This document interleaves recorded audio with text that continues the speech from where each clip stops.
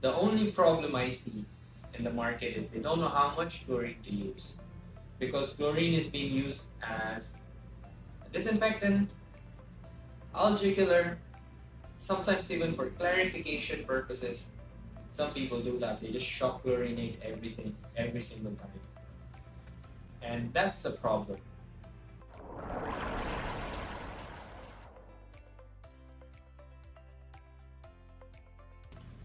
Hi guys. In this video, I wanted to discuss why chlorine is important for most pools. I want to talk about why chlorine is still the only disinfectant of its kind, and that's because of its lifespan.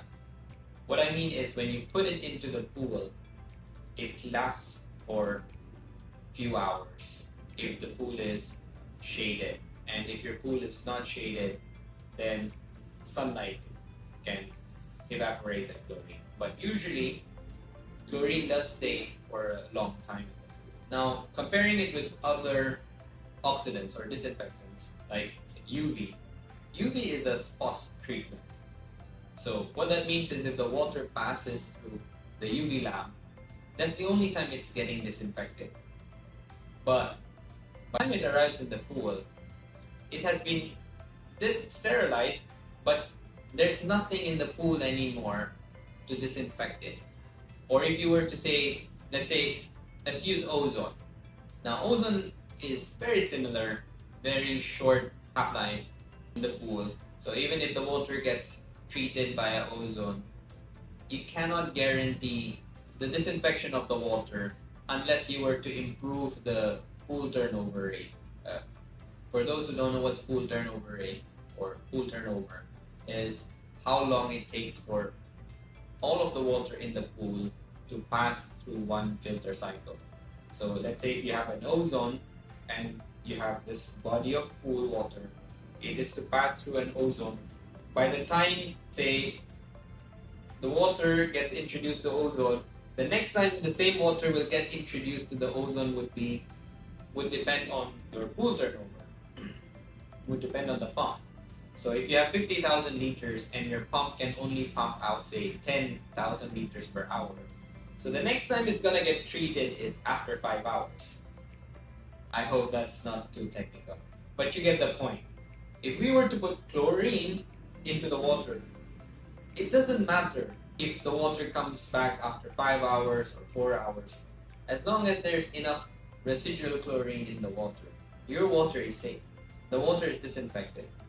The only problem I see in the market is they don't know how much chlorine to use, because chlorine is being used as a disinfectant, algae killer, sometimes even for clarification purposes.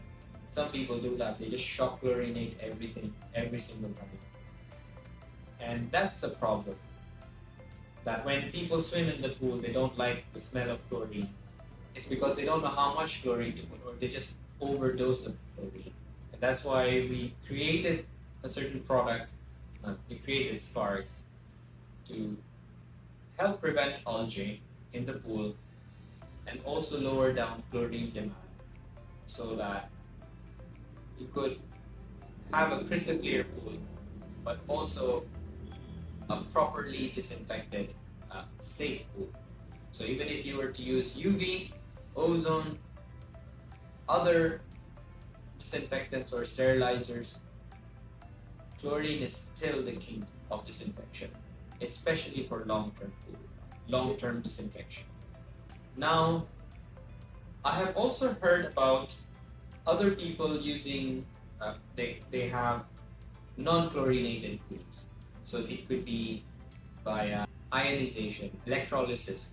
So they use copper and silver ions and via electricity, they're able to discharge these ions into the water.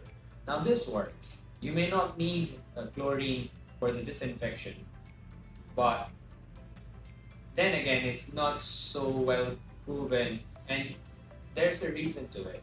In big municipalities, in water districts, if these systems actually did work well or efficiently, we would be using them instead of chlorine. But because chlorine is efficient, cheap, and does a very good job, it's usually the disinfectant that we use for. So electrolysis with salt, with silver and copper ions does work, but not as efficient as chlorine. And there's another one that's quite popular, which is called a salt chlorinator. Again, this is via electrolysis. They have this electrode which separates salt, which is sodium chloride. So you need to put salt into the water. That's why it's called salt chlorinator. Once the salty water passes through the electrode, it separates sodium ion on one side and chlorine ion on the other side, chloride ion on the other side, and that gets converted into chlorine. And it's sodium hypochlorite that gets created. It's liquid chlorine for other people. For layman term, they call it liquid chlorine. And that is also a very good disinfectant. Again, it's chlorine that you're producing. But I think most of the people don't have a problem with chlorine.